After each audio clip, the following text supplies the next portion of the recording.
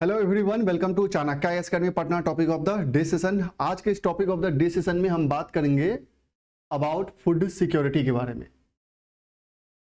अब food security की बात आती है तो इंडिया में अगर हम बात करें फूड सिक्योरिटी का, तो जब से हम स्पेशली कहें कि जब से क्लाइमेट चेंज का मुद्दा गंभीर होते, जितना ही अधिक गंभीर हो रहा है फूड सिक्योरिटी पे, उतना ही उसके इम्प्लीकेशंस पड़ रहे हैं। तो रिसेंटली अभी एक रिपोर्ट निकला था, उसके अकॉर्डिंग अगर हम फूड सिक्योरिटी के मामले की बात करते हैं तो इंडिया में दो जो मेजर स्टेट्स है जिनका नाम सामने उभर के आता है वो है पंजाब और हरियाणा। ये दो ऐसे मेजर स्टेट है जिनका इंडिया के नेशनल फूड सिक्योरिटी कह सकते हैं उसमें जो कंट्रीब्यूशन है वो एक मेजर कंट्रीब्यूशन रहा है, बहुत लंबे समय से रहा है। हालांकि बीच में फ्लक्चुएशन देखने को मिले हैं, लेकिन स्टिल अभी जो रिपोर्ट आया है उसके अकॉर्डिंग पंजाब और हरियाणा मेजर कंट्रीब्यूटर है इन द फूड सिक्योरिटी। सो आज के सेशन में हम देखेंगे कि क्या इंपैक्ट है क्लाइमेट चेंज का ऑन फूड सिक्योरिटी और पंजाब और हरियाणा का क्या परफॉर्मेंस रहा है और क्या कंट्रीब्यूशन रहा है इन दिस सेक्टर और क्या कंक्लूजन हो सकता है। So impact of climate change on production. Till mid of 2000, Punjab and Haryana used to contribute 90% of the wheat in public distribution system (PDS) and other government programs. But in current scenario, the two states accounts for 75.5% of total wheat procured for central food grain storage, and government agencies have so far brought 25.5 million ton of 2023-24 winter sown crop harvested from late March. Of that, 12.2 metric ton come from Punjab and 7 metric ton from Haryana. तो basically कह सकते हैं कि हालांकि contribution में गिरावट तो आई है, बट स्टिल टॉप प्रोड्यूसिंग और टॉप कंट्रीब्यूशन जो वाले स्टेट्स की हम बात करते हैं तो पंजाब और हरियाणा जो है स्टिल मेजर कंट्रीब्यूटर है इन दिस सेक्टर। अब हम बात करते हैं, आप देख सकते हैं इस व्हीट प्रोक्योरमेंट में आप देख सकते हैं 2019-20 में पंजाब का कितना कंट्रीब्यूशन रहा है और 2023-24 में देख सकते हैं कितना कंट्रीब्यूशन रहा है। हरियाणा का भी देख सकते हैं contribution on an average still रहा है, थोड़ा सा फ्लक्चुएट किया था कब 2020-21 और 2021-22 में थोड़ा सा अधिक फ्लक्चुएशन देखने को मिला था, लेकिन अभी जो 2023-24 और क्या आसपास का जो टाइम है उसमें अगेन यह मेजर कंट्रीब्यूटर रहे हैं नेशनल फूड सिक्योरिटी, स्पेशली जो पब्लिक डिस्ट्रीब्यूशन सिस्टम है उसमें। अब बात करते हैं impact of climate change on production of cereals की। जो क्लाइमेट चेंज हो रहा है उसके कारण जो प्रोडक्शन है सीरियल्स का उस पर क्या उसका इंपैक्ट पड़ रहा है।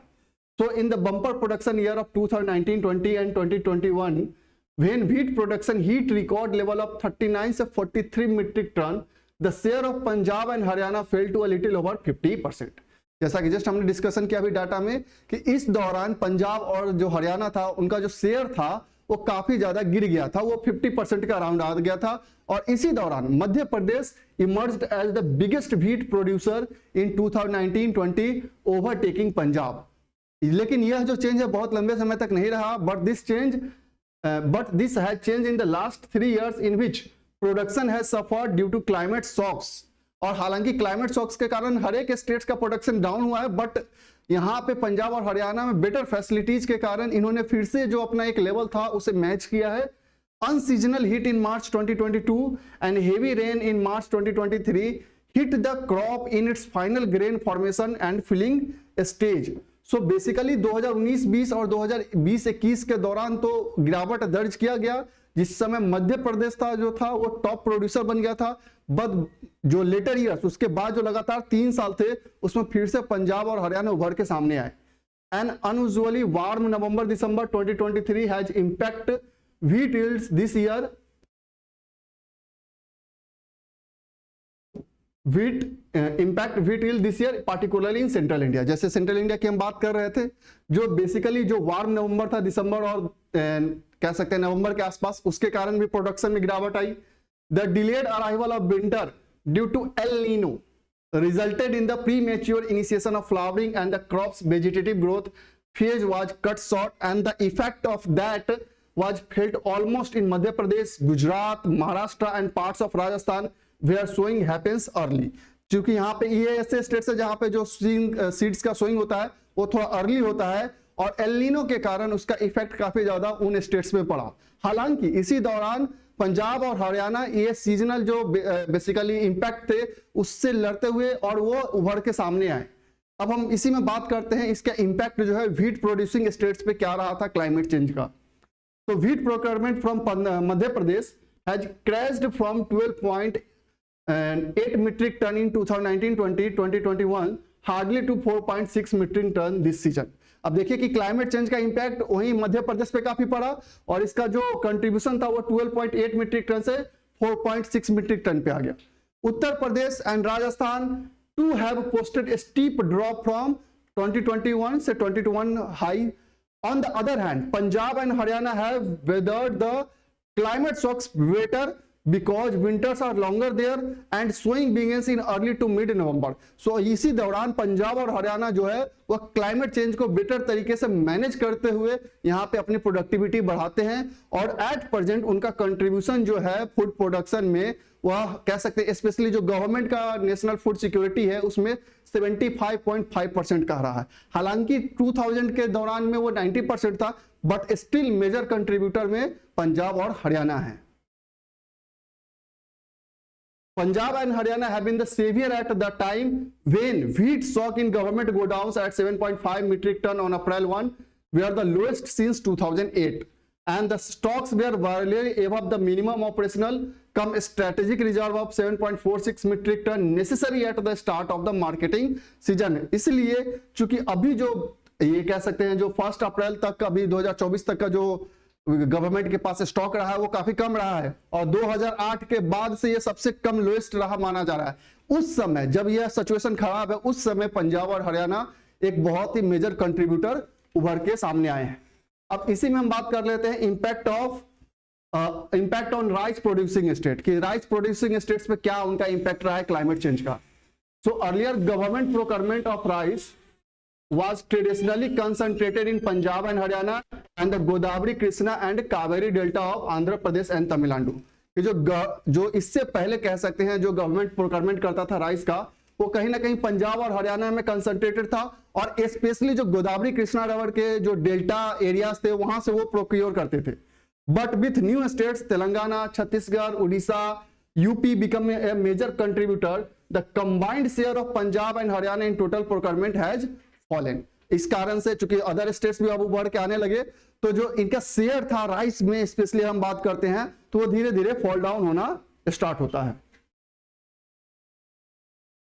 इन अर्ली 2000 इट वाज 43 से 44% but now it has come down to an average of 28.8% in the 4 years ended 2020 to 2023. However, the current crop year has seen that the ratio risen to almost 33%.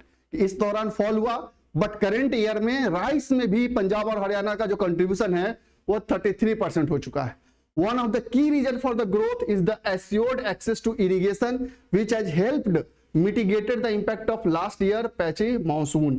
और चूंकि यहाँ पे irrigation facilities को better बनाया हुआ है government यहाँ पे, दैट्स वाई जो मॉनसून में डिलेड था या फ्लक्चुएशन था उसको भी मैनेज करते हुए एक बेटर प्रोडक्शन हासिल किया गया है, इसलिए कंट्रीब्यूशन जो है उसमें इंक्रीमेंट देखने को मिला है। इंप्लीकेशन क्या हो सकता है वेलफेयर स्कीम पे? सिंपल लॉजिक है कि अगर स्टॉक्स की कमी होगी, हालांकि अभी तक ऐसा हुआ नहीं है, वेलफेयर स्कीम जैसे चल रही थी वैसे भी अभी भी चल रही है। So under the national food security act 2013 more than 80 crore people are entitled to 5 kg of wheat or rice per month on highly subsidized rate. However, since January 2023 this grain is being provided free to all the NFSA beneficiary, and the NFSA beneficiary along with other welfare schemes and open market sale operation required almost 60 से 65 metric ton of grain to be procured annually by the state agencies। और अगर इस तरीके से अगर contribution नहीं रहता और लगातार फ्लक्चुएशन के कारण वो घटते जाता प्रोडक्शन, तो फिर ये इसे मैच करना बहुत ही मुश्किल था। So in most years this requirement is comfortably covered. अब हम बात करते हैं कंक्लूजन की क्या बेसिक हो सकते हैं। तो जिस तरीके से हम क्लाइमेट चेंज की बात कर रहे हैं और जिस तरीके से क्लाइमेट चेंज हो रहे हैं जिसके कारण से अदर स्टेट्स में प्रोडक्शन लेवल घटते जा रहा है, तो गवर्नमेंट के स्टॉक्स में भी कमी आ सकती है। लेकिन जिस तरीके से पंजाब और हरियाणा ने इस क्लाइमेट चेंज के साथ कोप किया है, उसे लड़ते हुए अपने प्रोडक्शन को बनाए रखा है, वो काफी ज्यादा काबिल तारीफ है। और इसी दौरान कह सकते हैं कि उनका प्रोडक्शन भी काफी राइज हुआ है। So it is in the time of need such a bad monsoon or climate shocks Punjab and Haryana proved their worth, and the national average of per hectare wheat and paddy production is 3.5 tons and 4.1 tons respectively. वहीं हम पंजाब और हरियाणा की बात करते हैं average production की, तो जो 4.8 टन है और 6.5 टन है for wheat and paddy production. Hence, the two agrarian state will continue to matter for the national food security even with some desirable acreage shift to other crops. So अभी भी जो कह सकते हैं, जो टू मेजर कह सकते हैं कि जो क्रॉप्स है व्हीट और पैडी में, उसमें अभी भी ये जो दो मेजर स्टेट्स है पंजाब और हरियाणा एक मेजर कंट्रीब्यूटर है, और अदर स्टेट्स को इनसे सीखने की जरूरत है कि कैसे क्लाइमेट चेंज से डील करते हुए भी इनका प्रोडक्शन एकदम कह सकते हैं कि लगातार इंक्रीज कर रहा है. बीच में फ्लक्चुएशन हुए थे बट स्टिल वह उससे डील करते हुए उनका प्रोडक्शन और गवर्नमेंट के स्टॉक में उनका कंट्रीब्यूशन बना हुआ है. सो यही न्यूज में था कि जो पंजाब और हरियाणा है वो मेजर कंट्रीब्यूटर अभी भी बने हुए हैं in the national food security. So that's all for today. Thank you.